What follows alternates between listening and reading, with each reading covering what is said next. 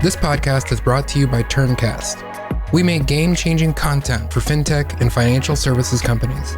Learn more at turncast.com.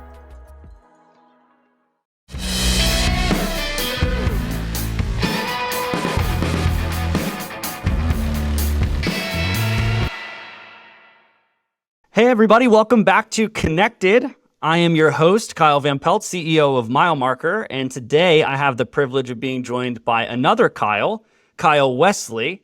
Kyle is the Chief Digital Officer at the Bleakley Financial Group. Kyle is responsible for taming the technology chaos that comes from a fast-growing firm like that, and he is a proud Penn State Nittany Lion. I have to start the podcast by saying, great name. Yeah, I mean, there's not too many Kyles that I meet. And, you know, it's funny that we met the last day of the RIA conference, just having breakfast before we departed, you know, how many months ago, almost a year ago now. And now here we are. Here we are, man. One of the few Kyles I get to talk to. It's a beautiful thing. It is, and it's always a pleasure, man. So first things first, football season is right around the corner, may have actually just started by the time this comes out. You are a Penn State Nittany Lion. It's been a good couple of years for you guys. How you feeling about the team? Cautiously optimistic. Okay. And that's typically how I am on pretty much all sports. I'm also a Philly fan, so you know I've been let down over the years. So anyway, yeah, I mean I hope another good season. Yeah, absolutely. Do you get to make it out there to Penn State at all for any games? Not recently. I was supposed to actually go to our home opener against West Virginia with a couple of friends, but you know we just had baby number 2, and we were like, I don't know, might be cutting it close. You know, being that he's only 2 months right now. But in hindsight, he's really good, and we should have went. But yeah, hopefully I can take both him and my daughter up at some point. You show have them to. Happy Valley. Yeah, Happy Valley is just one of the coolest football environments in college football. I mean, I know you have some incredible ones in the SEC down where I'm at and everything, but Happy Valley is a blast. I have a couple cousins who went to Penn State, and it was like some of the most fun going to a football game I've ever been to. Yeah. I mean, I really, you know, once you go there, you just sort of drink the Kool-Aid. People will do the chants outside, and I'm like, all right, you know, like it's more fun when you're there. And everyone does like the "We Are Penn State" chants when you're here. And I'm like, it doesn't hit the same, you know. But Noted, man. All right, so let's dive in a little bit. So you're the Chief Digital Officer at Bleakley. I think I have a decent grasp on what that looks like, but for the folks listening, help them understand what the responsibilities of a Chief Digital Officer are at a fast-growing RIA. I think it's kind of similar to what a Chief Technology Officer does, but more platform-driven. So, you know, we oversee my team, the portfolio accounting system, the Salesforce or our CRM, document management, the trading platform, all the other tools that everyone uses. So, you know, the DocuSigns, we administer all those tools, anything break fix related, integrations between those tools. We also oversee our managed IT provider. So anything network related, cybersecurity, hardware, break fix there, you know, the Zoom phones, internet. The other key piece that we oversee is the trading at our firm. So we have some couple of prop strategies. We oversee some ETF models, do some block trading for folks. And then the last sort of bucket I would just kind of put is project management across the platform. So any new vendor we're onboarding, anything new that we're adding, how we sort of integrate it into the practice. It's pretty impressive that your head can fit all of those hats on at once. That's a lot of hats to wear. It's not just me, but yeah, it's fun because there's you know, this industry, it's amazing how quickly it changes and how many different solutions are out there in the marketplace. With so many advisors here, you're always kind of hearing about different things that people are interested in. So it definitely keeps us up to date with everything that's kind of going on. So let's talk about that a little bit. I mean, listen, the Michael Kitces map is it's like a portfolio, right? It compounds year over year, it feels like, right? And the snowball just keeps getting bigger. Seems like there's a new announcement of a new piece of technology almost daily, if not multiple times a day. From the seat that you sit in, obviously you just mentioned advisors will bring you things to pay attention to or look at, but How do you stay on top of the constant change that's happening in our industry technology-wise? It's a good question. So you mentioned Kitsy's. Definitely listen to the Kitsy's podcast. There's another one that I like. I'm a big podcast guy. There's a COO roundtable that I listen to. I subscribe to some blogs here and there. I talk to our vendors a ton. So I'm big on communication. I like to know what's going on at each one of the vendors, any partnerships that they have. And then like you mentioned, advisors do bring stuff to us all the time. I get cold emails, things through LinkedIn, and I try to pick and choose what I kind of want to dive into, what might make sense for Bleakley. We also are a hybrid RIA, so we have broker-dealer affiliation with LPL. So it kind of makes it easier from a tech perspective, what's approved or not approved on their platform. On the RIA side, we have to be the ones that decide whether or not we're going to approve something. So the due diligence on that is a little bit deeper, of course, just because we don't have LPL in there deciding if it's okay for advisors to use. So kind of a bunch of different avenues to stay up to date. And then do you guys consider yourself an open architecture firm? Advisors can kind of use whatever they want, or do you have a predefined stack? Hey, if you come and work with Bleakley, these are the pieces of technology that we're going to say that you use.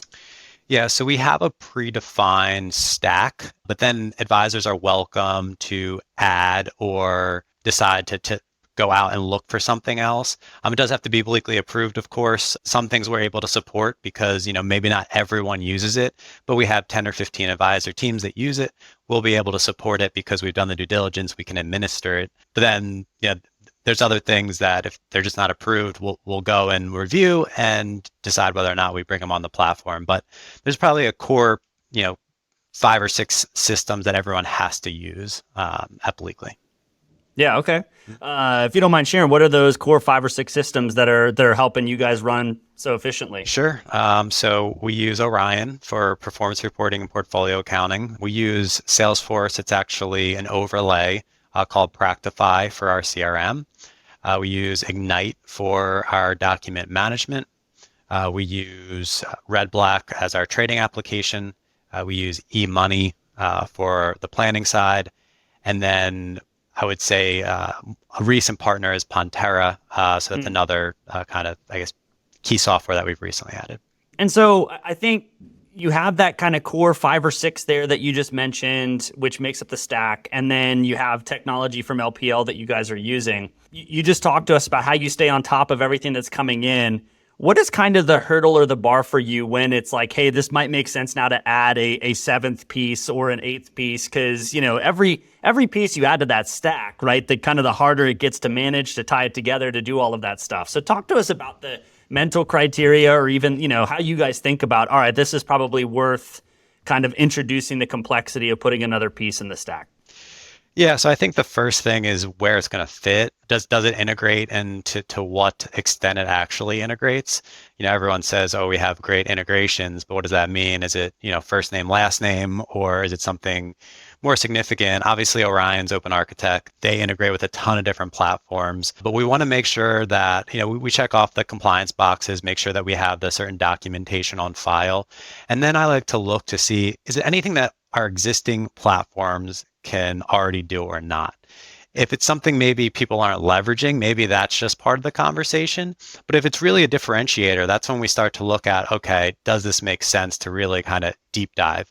And like I mentioned before, if someone wants to use something that is already approved, it just might be the conversation that, hey, it might not be the best fit for Bleakley as a whole, but you are welcome to use it and you'll have the support that you need with, that vendor. The only time we're really going to bring something on board to all of Bleakley is if we make sure that we can actually support it so that the advisors get the leverage to use it. The relationship between an advisor and Bleakley, are they kind of treating Bleakley like a super powered back office for them? So, Bleakley's running a lot of the technology and they're kind of submitting requests to you all, or what does the support relationship look like? Because you have this great team, you've got this technology that you've worked hard to integrate. So talk to us about, kind of I guess I would say the value that Bleakley adds to these firms that helps everybody grow better together. Typically, when advisors join Bleakley, it's really an affiliation model. What we do for them is I'll kind of work a way around our management team. we give them the infrastructure to run their business as they see fit, as long as they're complying with our kind of policies and procedures. So an advisor joins Bleakley. A lot of times they'll have an assistant. If they don't have an assistant, we have an option to leverage our managed services, which is a group that will take care of all of the client service work. When you join Bleakley, you automatically get the technology team, which is my team, to handle all the things I mentioned before. We have we have our billing analyst. We have a controller, so they'll handle all of the billing of the accounts, all the finances. We use Power BI to show everyone kind of like their P&L. We have a great investment operations team, 3 folks. So anything custodian related, that all flows through them. If there's any escalations or questions or any new relationship, third-party managers, et cetera. We have a marketing team. We have compliance, of course. And of course, we have a life coach that's also on staff here. You kind of get all of those pieces when you join Bleakley at no additional cost. And then we have options to add different services, namely like the think tank, for example. We have a group of analysts that will help with your trading, with financial planning, with takeover proposals. So then there's a bunch of optional pieces like that, where if advisors want to use it, they can, and they can pay a fee for it, or they don't use it, and that's fine too. The biggest thing is we try to get advisors to go out and advise and get clients, and we kind of handle all the stuff that they wouldn't want to handle. So that's sort of the affiliation. I love that. I think that's been a trend that we've been seeing of the firms that are growing the fastest. It is that the home office, quote unquote, is providing a lot of infrastructure and almost trying to make it to where the advisor doesn't have to do anything except for, find clients and serve clients, right? They're submitting trade requests to the home office. They're submitting technology requests to the home office. They're sort of outsourcing anything that could be a bottleneck to serving the client or bringing on the client. And the home office firms are getting really, really good at that. This analogy that I've used a ton is it's kind of like a great restaurant, right? The advisor is sort of out there in the front of house. They're taking the order from the investors, which are the diners. They're making sure they're having a wonderful experience, all of that. They're bringing that order back to the kitchen, and the kitchen is just an efficiency machine, right? So that front of house is all experience and service and relationship and memory making. And then that back of house, that kitchen is just, here we are going to pump out high quality food for the diners as fast as we can. And the advisory firms that are growing the fastest and having the most success, it feels like the setup is like that. And that sounds a lot like what you just described. Yeah, it's been working really well. Advisors seem to like it because they can go out and do what they love to do. They don't want to be caught up in paperwork or any of the back office type things. One person here, it's actually our life coach, she always makes the analogy that it's like a mall, and that each one of the advisors are their own store. They're doing their own thing, but we have the shared resources internally that they're able to leverage to make sure that their store runs as best as possible. So a great analogy too. It's very similar. Yeah. Yeah, it's fantastic. We're full of analogies here today. Actually, I heard you on, what was the podcast that you did? There's somewhere else where you had really good analogies. I think it was like Wealth Stack, or it was I guess that's another thing that I listen to. It's like some of like the Orion stuff, but it was really good. Yeah. Yeah, absolutely, man. Well, I think this stuff is just it's so heady that trying to figure out how to put it into simple analogies makes it easy. But all of us love like stories and love those simple things that we can associate to help us understand a little bit more complex concepts. And so you guys are bringing on advisors and assets in a meaningful clip. I'm curious about the fun question of what challenges do you run into when trying to manage a platform with a firm that's growing that fast? So I think the first thing that comes to mind is, obviously implementation of new processes or new technology in general. Is that like a behavior, like an adoption and a user behavior change and change management, or are you talking about implementation just of, hey, we have something, we need to get it installed into what the current environment looks like?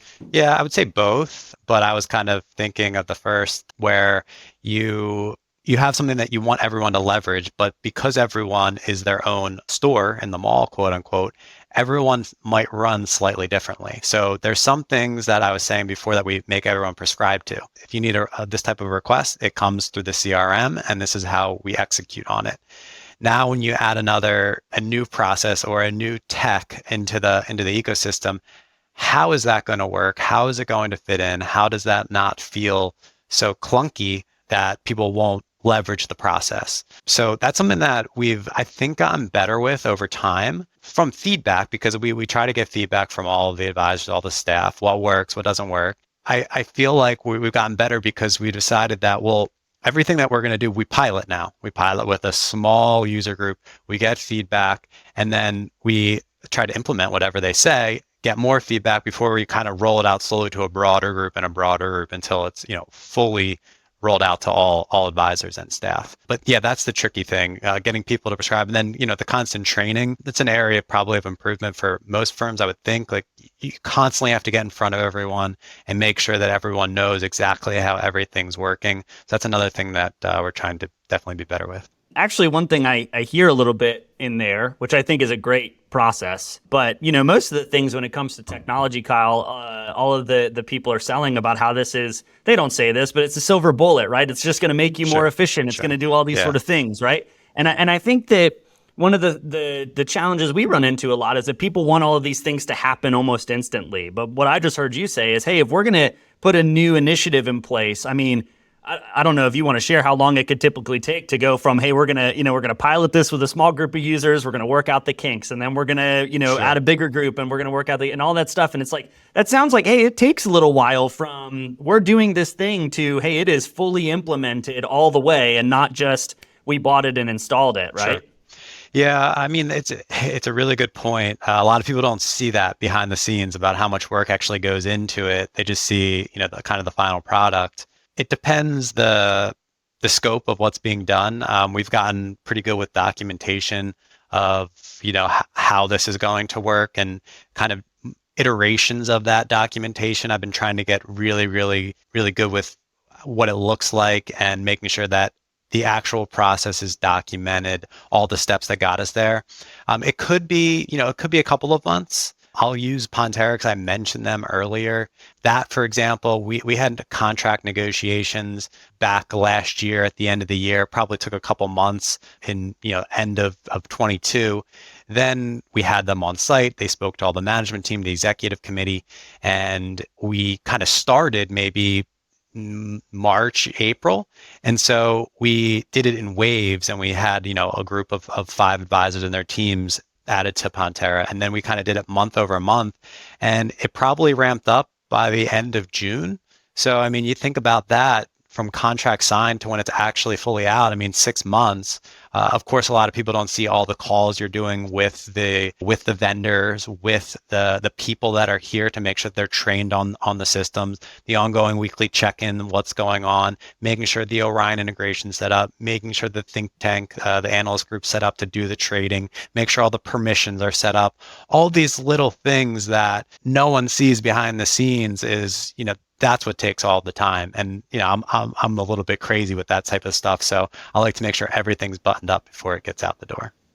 I think that's good, though, because at the end of the day, going back to using my restaurant analogy, right? You wouldn't go serve a dish if the line doesn't know how to fully make the dish, or if you don't know, what the pricing is going to be on it or whatever. You wouldn't go offer this to a table of diners and then be like, well, how much is it? And you're like, we're not sure yet, but it's a great dish. You're going to love it, right? You want to make sure that's buttoned and polished. And I think that this is all, an interesting byproduct of the Silicon Valley concept of the minimum viable product, which is not a bad concept, but I think people have lost sight of what the word viable means. A lot of people have just sort of put together minimal products and get them out without them being viable. Viable meaning everything you just described, right? Is it implemented? Do we have a plan to roll it out? Do we know how to train people on it? Is it documented? All of that. That is what makes it viable and usable in a firm when things are going so fast, right?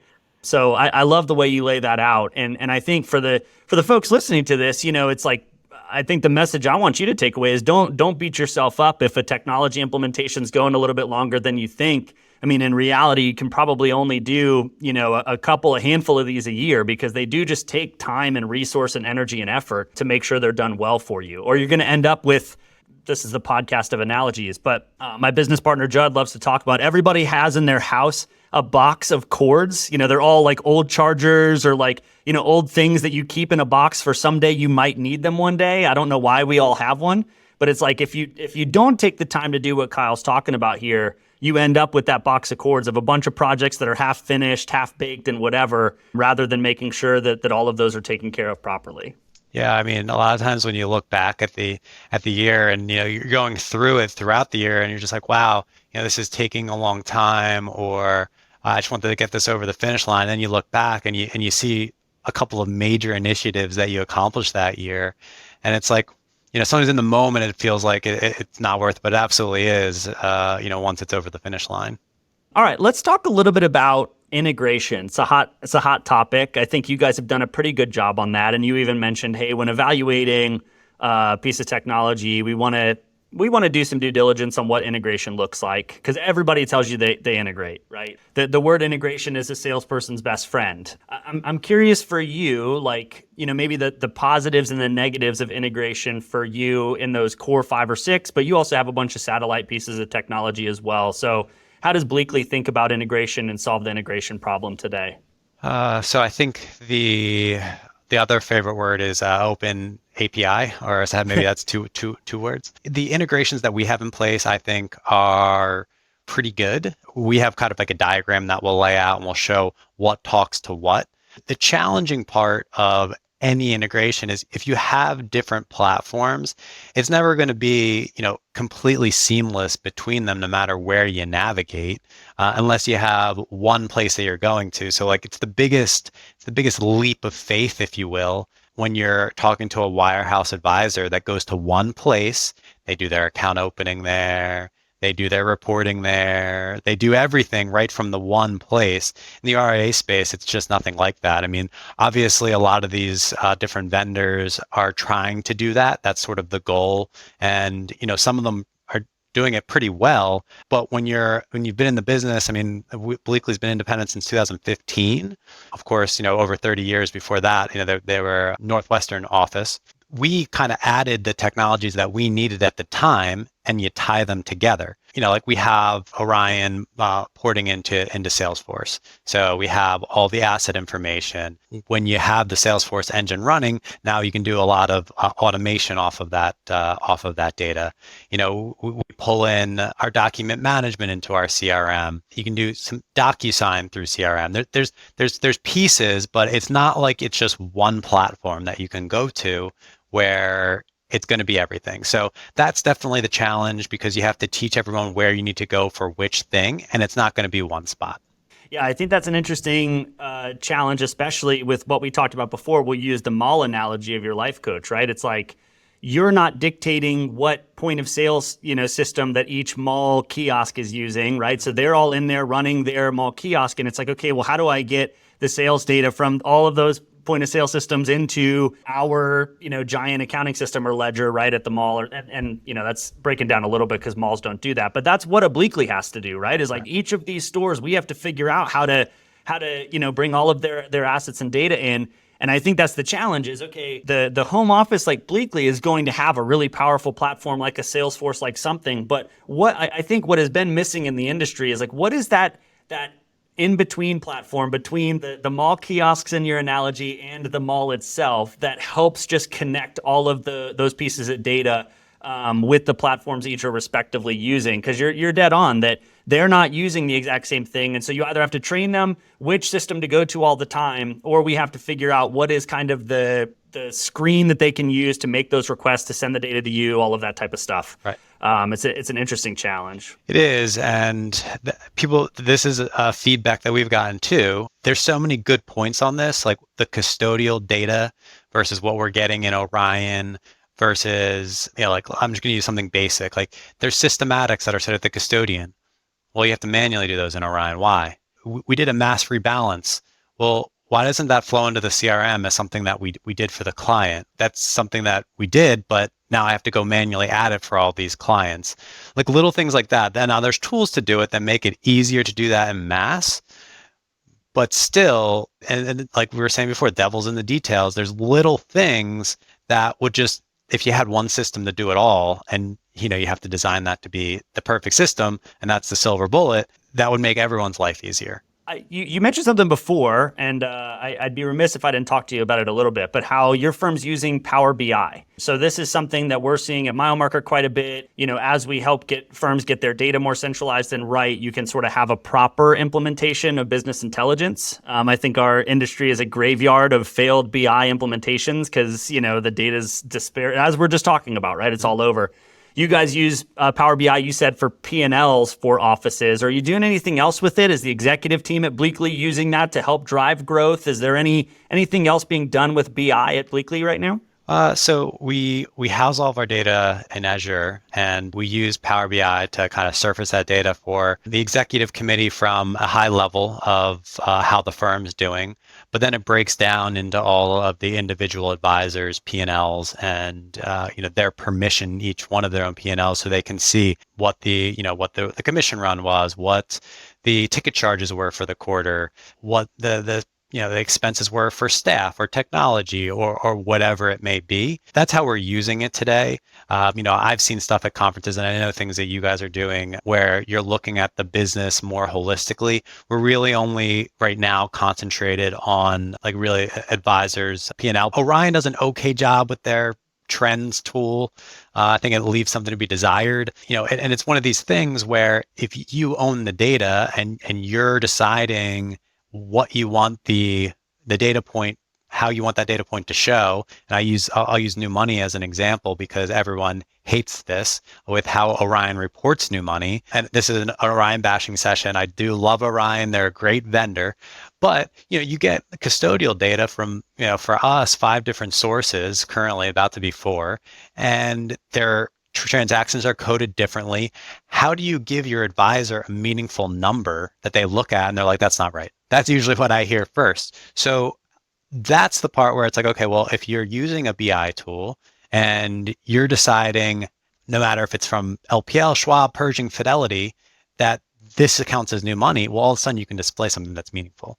That is incredibly insightful. It's amazing how many firms we talk to who it's like they're trying to solve that exact challenge. It's like how do we understand what the new money is that is not from market, not from all these sort of things, sure. Right? We want to get an idea of what our actual growth is, right? From new clients, all of that stuff, and it's all just lumped together in a lot of ways, right? And I hear you. So I appreciate you sharing that. That's awesome. Yeah, I do want to just add, because one thing that's interesting here, and maybe it's the same at other advisory firms, different teams look at things differently. So like we were saying with our mall or restaurant analogy, each advisor like, oh, well, I don't include new money if the fee is 0.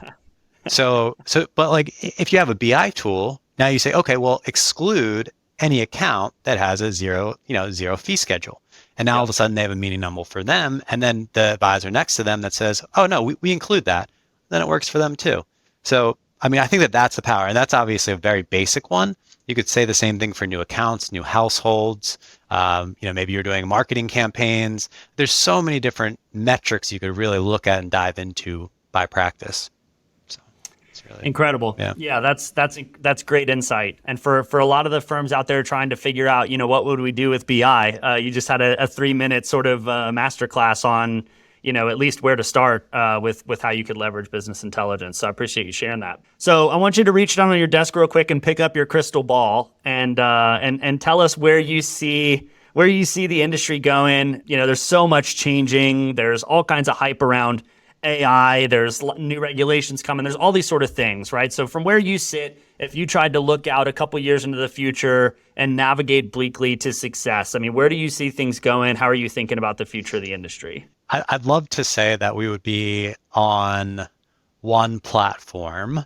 I don't think that's a realistic thing. So I think that having a data warehouse like we were talking about and having a user interface, which could be both just a website that you go to that pulls everything together and or a BI tool is where I hope that we get to, so that, it's not these bespoke systems that are communicating, but not in a way that I want them to communicate. Like I would love to be able to go to one advisor, like, this is your platform.